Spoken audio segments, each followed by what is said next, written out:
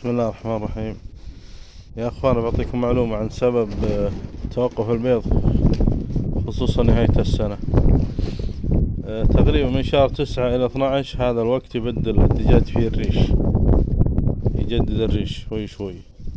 وهذا الوقت حتى للحمام، يعني من 9 إلى 12 منهم اللي يبكر يبدأ ب9 يبدل، ومنهم يتأخر 12 شهر واحد بعد.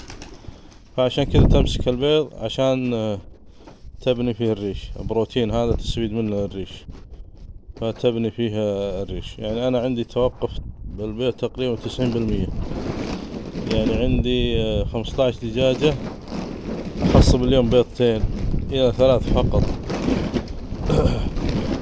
فهذا الوقت أنا من كل سنة ألاحظ فيه توقف في البيض بنسبة 90-95%. طبعا يرجع بتدريجي. السبب مثل ما قلت لكم الدجاج يبدل ريشه نهاية السنة، والحمام كذلك. عشان كذا تشوفون تلاحظون الريش في الأرض كثير بالوقت هذا. هذا سبب تبدل الريش عند الحمام والدجاج. الدجاج يأثر فيه بالنسبة للبيض، أما الحمام عادي ما يأثر فيه.